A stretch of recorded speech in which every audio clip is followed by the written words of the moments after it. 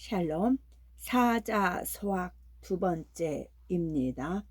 애친 경형 양지 양능. 어버이를 사랑하고 형을 공경함은 좋은 알미요 훌륭한 능력이다. 어버이를 사랑하고 형을 공경하는 일은 매우 훌륭한 삶의 태도이며 능력이라 할 수 있다. 이 말은 곧 어른을 공경하라는 뜻이다. 형제는 팔 다리와 같고 처자는 의복과 같다는 말이 있다. 옷은 헤어지면 다시 구할 수 있지만 신체의 일부인 팔 다리가 떨어지면 다시 붙일 수 없는 노릇이다. 이 글에서는 혈육의 소중함을 강조하고 있다. 부모 형제와는 항상 공경하며 우애롭게 지내야 한다. 침즉 연금, 식즉 동안. 침즉 연금, 식즉 동안. 잠자리에는 이불을 나란히 하고 음식은 같은 상에서 함께 하라. 요즘 우리 사회에서는 우리라는 말과 그 의미가 자꾸 멀어져 가고 있다. 우리 집, 우리 아기, 우리 아버지 이런 말이 사라지고 있어 안타깝다. 옛날에는 한 집에 보통 삼형제, 오남매, 칠남매 등 형제 자매들이 많았다. 그래서 아이들이 둥그런 밥상에 둘러앉아 아버지 어머니를 중심으로 즐겁게 식사하고 형제와 자매들이 한 방에서 잠자고 공부하며 놀았다. 그러기 때문에 모두가 우리였다. 나 혼자가 아니고 나를 비롯한 여럿이란 뜻이다.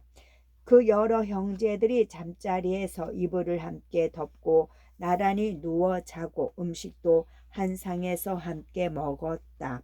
이것이 바로 따뜻하고 정겨운 가족의 모양인 것이다. 구물 잡담, 숨을 잡히. 구물 잡담, 숨을 잡히. 입으로는 잡담을 하지 말고 손으로는 장난을 하지 말라. 잡담이란 쓸데없는 말을 일컫는다. 곡식이나 물건을 쏟으면 다시 주워 담을 수 있다. 그러나 말은 한번 입 밖으로 뱉으면 다시 주워 담을 수 없다. 얼굴에 눈, 귀, 코 두 개씩인데 입은 하나밖에 없다. 보고 듣고 냄새 맡는 것은 많을수록 좋지만 말은 조금 하라는 뜻으로 입이 하나라고 한다. 친한 사이라도 말을 함부로 하지 않는 게 좋다. 또 손장난도 잡담과 비슷한 경우다. 손으로 글씨를 쓰고 그림을 그리고 악기를 연주하고 식사를 한다. 이런 것은 꼭 필요한 손놀림이다. 그러나 손으로 도박을 하거나 물건을 훔치거나 남을 때리는 짓은 나쁜 손놀림이다. 그러므로 입과 손은 좋은 일에 사용하도록 노력해야 한다. 차인전적 물회필완. 차인전적 물회필완. 남의 책을 빌렸거든 훼손하지 말고 본 후에 꼭 돌려주라. 이 글의 뜻은 남의 책을 빌렸거든 깨끗이 보고 나중에 반드시 책 주인에게 돌려주어야 한다는 말이다. 남의 책을 빌렸다 자기 책인 양 책장을 접거나 줄을 치거나 혹은 찢거나 해서는 안 된다. 어찌 책뿐인가. 남의 물건은 아무리 하찮은 것이라도 소중히 여기고 빌려 썼으면 꼭 돌려주는 것이 예의이다. 친구의 책을 빌려 읽고 돌려주지 않는 것은 돈을 빌려 쓰고 갚지 않는 것과 비슷한 행위라고 할 수 있다. 어렸을 때부터 남의 물건을 귀하고 소중하게 여기는 버릇을 길러야 하겠다. 형무의보 제필헌지. 형무의보 제필현지. 형에게 의복이 없으면 동생은 반드시 나누어 드려야 한다. 형제 간에는 서로 도우며 살아가야 한다는 뜻을 강조하고 있다. 우리나라 옛 이야기 중에서 흥부와 놀부는 형제 간의 우애에 대한 교훈을 주는 재미있는 이야기이다. 형제 간에는 정신적, 물질적으로 서로 돕고 살아가는 것이 아름다운 삶이다. 그런데 우리 주위에 보면 형제 자매 간에 재산 문제로 싸우고 서로 원수처럼 지내는 경우가 종종 있다. 그런 사람들은 아무리 재산을 많이 가지고 있어도 결코 행복하지 않을 것이다. 재무음식 형필여지. 재무음식 형필여지. 동생이 먹을 것이 없으면 형은 마땅히 나누어 주어야 한다. 아우가 먹을 것이 없으면 형은 마땅히 주어야 한다. 앞에서 형에게 의복이 없으면 동생은 반드시 드려야 한다는 말과 어울리는 말이다. 형제가 살아가면서 어려울 때 이해를 따지지 않고 서로 도와주는 것이 아름다운 삶의 방법이라고 할 수 있다. 형제 자매보다 더 가까운 피부치가 어디 있겠는가. 형제 지정 우애 이이. 형제 지정 우애 이이. 형제 간의 정은 우애에서 온다. 형제 간의 우애를 강조하는 글이다. 정이란 따뜻하고 아름다운 마음이다. 사랑이란 아끼는 마음이다. 두 말은 서로 비슷한 뜻을 지니고 있다. 형제는 자주 만나고 소식을 주고받고 서로의 흉과 허물을 덮어주어야 한다. 옷이나 음식도 서로 나눌 줄 알고 어려울 때는 서로 도울 줄 알아야 한다. 형제가 우애 좋게 정답게 살아가는 것은 부모님에 대한 가장 큰 효도라고 하겠다. 음식 친전 물출기성. 음식 친전 물출기성. 어버이 앞에서 음식을 먹을 때는 그릇 소리를 내지 말라. 부모님은 물론 어른과 함께 식사를 할 때는 그릇 소리를 내지 말아야 한다. 그릇 소리뿐만 아니라 후루룩 후루룩 음식 먹는 소리도 내서는 안 된다. 이것이 식사할 때의 기본 예절이다. 여러 사람이 식사하는 식당에 가보면 참으로 눈살 찌푸려지는 일이 많다. 어린아이들이 손님이 식사하는 주위로 마구 뛰어다니는 경우도 있다. 아이를 데리고 온 부모나 보호자가 주의를 주지 않기 때문이다. 옆자리에 손님이 식사를 하고 있는데 코를 푸는 사람도 있다. 이는 모두 다 식사 예법을 모르는 교양 없는 사람들의 행위이다. 어른 앞에서 음식 먹을 때 조용히 하고 조심하는 태도를 길러야 하겠다. 물려인투 부모우지. 물려인투 부모우지. 남과 싸우지 말라. 부모가 근심하신다. 어느 나라 어느 사회에든 불량배들이 있다. 그들은 주먹을 휘두르며 법과 질서를 파괴한다. 이들은 불법으로 이득을 취하는 무리들이다. 그러기 때문에 불량배는 어디서든 사람 대접을 못 받는다. 친구들 중에 싸움을 잘한다는 사람이 있다면 누구나 그를 좋아하지 않는다. 하물며 싸움꾼의 부모는 얼마나 걱정되고 속상하겠는가. 이 글에서는 싸움을 경계하고 있다. 신체를 단련하여 제 몸을 지키는 것은 바람직하다. 그러나 그 힘은 반드시 정의롭고 이로운 곳에 써야 한다. 우리 속담에 맞은 사람은 다리를 뻗고 자지만 때린 사람은 다리를 오므리고 잔다는 말이 있다. 지필연묵 문방사우. 지필연묵 문방사우. 종이와 붓과 벼루와 먹은 글방에 내 벗이다. 이 글에서 벗이란 말이 나온다. 벗이란 동무라고도 하고 친구라고도 하는 순우리 말이다. 벗이란 맛있는 음식을 잘 사주고 돈이나 물건을 잘 빌려주는 그런 친구를 말하는 것이 아니다. 서로 마음을 털어놓고 정을 나눌 수 있는 친구가 참된 친구이다. 공부에 필요한 종이, 붓, 벼루, 먹, 이 네 가지를 문방사우라고 한다. 이들은 서로 다르지만 한 가지도 없어서는 안 될 소중한 물건들이다. 서로가 깊은 정으로 맺어진 친구처럼 공부를 하는데 없어서는 안 돼 중요한 내 벗이란 말이다. 사람도 문방사우 같은 관계의 친구를 사귄다면 이보다 더 큰 행복은 없을 것이다. 주경야도 하래춘시 주경야도 하래춘시 낮에는 밭을 갈고 밤에는 글을 읽는다. 여름에는 예를, 봄에는 시를 배운다. 옛날에는 학교 다니는 학생만 공부해야 하는 줄 알았다.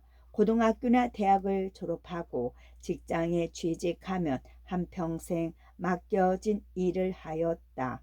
그러나 시대가 날로 발전하는 오늘날에는 평생 교육이 필요해졌다. 한 번 배운 지식으로 몇십 년 쓸 수 없기 때문이다. 그러므로 오늘날에는 직장에 다니면서 대학원 공부도 하고 학원에 나가 필요한 공부와 기술을 익히는 경우가 많다. 주경야독이란 낮에는 밭에 나가 일을 하고 밤에는 글을 읽는다, 공부한다는 뜻이다.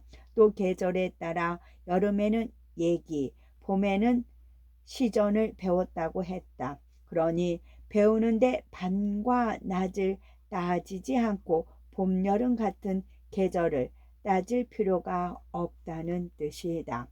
언행상위 욕급 우선 언행상위 욕급 우선 말과 행실이 서로 다르면 그 욕이 선열에게 미친다. 남의 앞에서 말과 행동을 조심하라는 뜻이 담긴 이야기이다. 그 아버지의 그 아들이란 말이 있다. 부전자전이란 한자말도 같은 뜻의 말이다. 아들, 딸이 남의 집에 가서 고운 말씨를 쓰고 인사성이 바르면 그 집 어른들은 그 아들, 딸만 칭찬하는 게 아니다. 그의 부모까지 칭찬한다. 허풍쟁이, 사기꾼, 깡패, 도둑 이런 사람들은 사회에서 욕을 먹고 손가락질 받는 사람들이다. 그런 사람들의 가족은 어떨까? 남 앞에서 부끄러운 얼굴을 들고 다닐 수 없을 것이다. 말과 행실이 바르지 않은 사람은 그 가족과 조상까지 욕을 먹이게 된다. 그러니 늘 언제 어디서든 바르고 고운 말을 사용하며 행실을 바르게 해야 할 것이다. 평민으로 돌아간 대통령, 평민으로 돌아간 대통령. 미국의 역대 대통령은 모두가 민주주의를 성실하게 실천하고 이끌어온 분들입니다. 그 중에서도 트루먼 대통령은 강직하기로 이름난 분이었지요. 트루먼 대통령이 임기를 끝내고 대통령 자리에서 물러나던 날, 그는 고향인 디펜더스로 돌아가기 전에 앞서 보좌관을 불렀습니다. 보좌관. 그동안 내 일을 보좌해 주느라 참으로 수고가 많았네. 이제 나는 고향으로 돌아가야겠어. 트루먼은 이렇게 말하고 백악관에서 정거장까지 걸어가겠다고 하는 것이었습니다. 보좌관은 그만 당황하고 말았습니다. 각하, 제가 승용차를 모시겠습니다. 그건 당치 않은 소리요. 공과사는 분명히 해야지. 트루먼은 끝내 정거장까지 걸어갔습니다. 그러면서 이런 말을 하였지요. 나는 대통령직에 있는 동안만 백악관에 머물러 있었던 것이요. 내가 대통령이라고 해서 뭐가 뛰어나고 특별한 사람이라고 생각해 본 적이 없어. 내가 미국 국민의 한 사람이라는 것과 내가 이곳을 떠나면 반드시 고향으로 돌아갈 것을 늘 명심하고 있었소. 그를 배웅하며 따라가던 많은 관리들은 마음이 숙연해졌습니다. 백악관의 모든 것은 미국 국민의 것이며 다만 내가 잠시 머문 동안만 사용할 수 있는 특권을 부여받은 것뿐이요. 이 특권 가운데는 대통령의 권한도 포함된다오. 나는 이 모든 것을 조심스럽게 사용했으며 다음 대통령에게 그대로 전해주려고 애써왔소. 이 말은 트루먼이 공직자로서 어떤 자세를 지니고 있었는지를 잘 보여주는 것이죠. 트루먼이 백악관에서 마지막으로 한 일은 빌려 썼던 만년필을 주인에게 돌려준 것이었다고 합니다. 정말 마지막까지 철저하게 공과 사를 구분한 분이시었지요. 트루먼이 대통령에서 물러나 부인 베스 여사와 함께 홀가분한 마음으로 고향으로 내려갔을 때 고향 사람들은 예전과 조금도 다르지 않은 그의 모습을 보고 모두들 머리를 숙였습니다. 트루먼 부모가 돌아간 고향의 델라웨러 거리에 있는 낡은 집도 그대로였다고 합니다. 참으로 부끄러운 이야기가 아닐 수 없습니다. 우리나라에도 이렇게 국민들로부터 존경받는 참된 공직자가 많았으면 좋겠죠. 내가 옛날에 장관을 지낸 사람인데 하고 우리 주위에는 자신이 남보다 특별하다는 특권 의식을 갖고 있는 사람들이 많습니다. 참 어리석은 사람이지요. 마음을 수양하는 책 근담에는 이런 글이 있습니다. 가득한 곳에 거하는 사람은 마치 물이 장차 넘치려 하면서 넘치지 않고 있음과 같으나 다시 한 방울 더하는 경우를 조심해야 한다.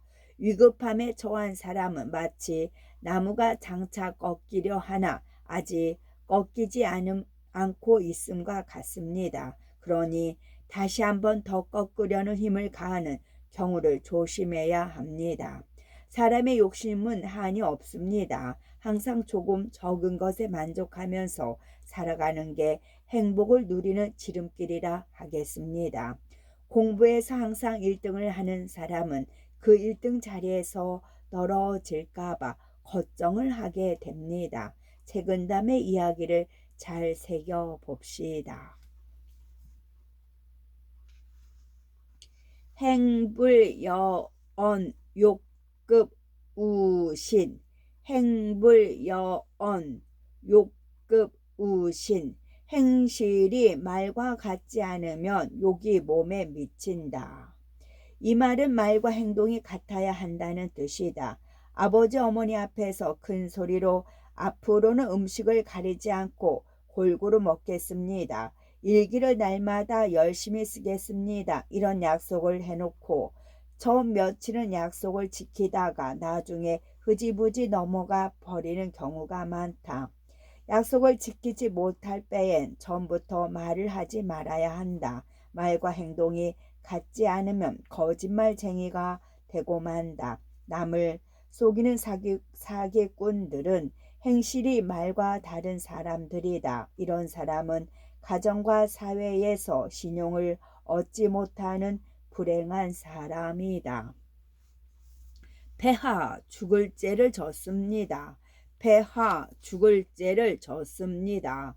어떤 나라에 아주 훌륭한 임금님이 있었습니다. 그 임금님은 언제나 백성들이 잘 살기를 바라는 마음으로 정치를 하였지요.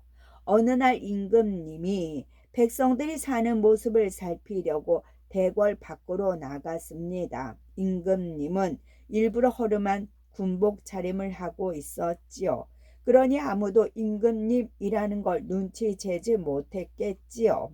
여기저기 기웃거리며 백성들을 살피던 임금님은 배가 고파 식당을 찾아보았습니다. 그때 저쪽에서 젊은 군인 한 사람이 막 식당으로 들어가는 걸 보고 임금님도 따라 들어갔지요.